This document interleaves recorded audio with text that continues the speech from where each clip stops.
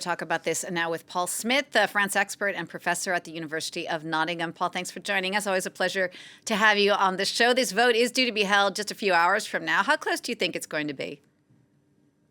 I think it's going to be extremely close. One of the problems with French politics is that you don't have a whipping system. It's not very disciplined amongst the various different groups. So it's quite difficult to know exactly which groups are going to vote which way. The socialists and the government, the Macronist deputies look like they'll support the government. One would expect that, but we don't know what the ecology group will do. And also there's some doubt as to what's going to happen, particularly amongst Les Républicains and also members of the Horizon group who follow Edouard Philippe, the former prime minister. So there's an awful lot of calculations back of an envelope, adding up of numbers. It could be a very, very tight decision. And of course, there's also the question of whether there'll be abstentions, votes for or against. It really is a very tight and too close to call. Right. And let's talk a bit more about these pension reforms that our journalist Solange Moujan was mentioning there in that piece just a moment ago. Do those seem to you to be the right thing to have done? I mean, doesn't France need to have the retirement age be older if it's going to get itself out of the financial hole it's in? Well, I think that depends on your approach to the question. I mean, questions of budget are always driven by ideology. So, you could say we can't afford this pension system, but others would say, well, you could afford it if you structured your tax system differently. Of course, it's in a sense, some would say you're simply holding up problems for later, but others would say, well, let's make it the key feature of the next presidential election, because that's what's being suggested. But certainly, in order to bring the socialists on board, this is what the government has needed to do. So, it is yes, it's pushing things back, but it has the danger, it is a risk that the next presidential election becomes something of a referendum over pensions reform. Maybe that's what France needs, but there are some risks involved. Right, and you do have the far right and the hard left both saying that Lecornu gave too much by sacrificing things like the pension reform. What does this mean, again, for the future of the economy?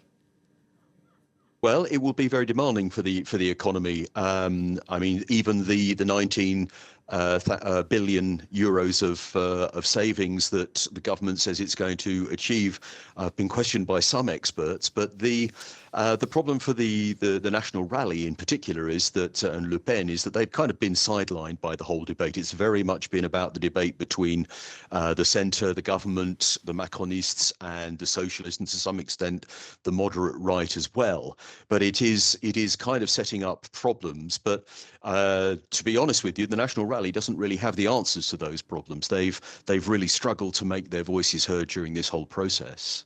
And what about the French public itself in all of this? I mean, this has been dragging on for some time now. Aren't they starting to put pressure on their elected officials to come up with some kind of a solution?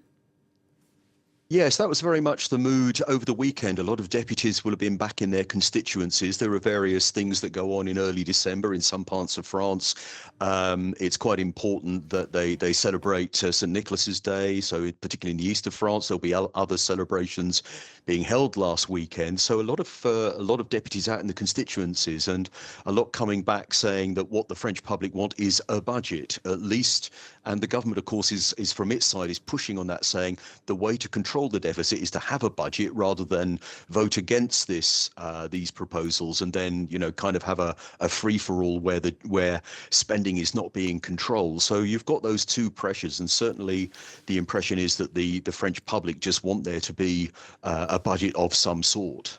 Right. Another question, though, just in these concessions that were made by the Prime Minister, I'm curious to ask you about the one about sick leave. I mean, there are many people here who often are on sick leave for much longer than 1 month, 2 months in France. It does put weight on the system. And here now they're proposing to cap it to a month for a first prescription, 2 months for a second prescription. Is that something that the French people are going to accept? Think that there's public opinion's always split over these things, not just in France, but in other places, of course. And this is sort of a concession to the right, which sees itself as being tough on things like sick leave. And I think that many French people can see that this would be quite reasonable in the first instance, a month's sick leave, and then, if necessary, we can progress from there.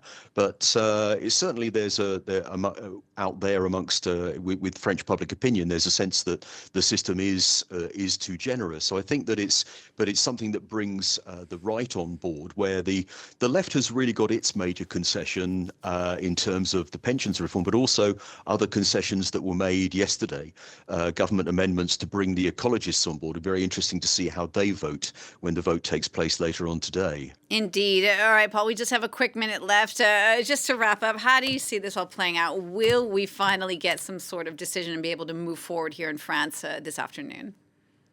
I think so. I think there are enough deputies within the Horizon group, within LR, despite there's a bit of a power struggle going on within LR. I think that the ecologists, some of them or most of them, will either abstain or vote for the measures. I think also the communists, they're something of an unknown quantity in this debate, but it will be very tight. But I think that Lecornu will just about get what he needs. I mean, in 4 hours' time, I might look like a complete fool, but I think it is certainly going to be tight. But I think he will just get it through.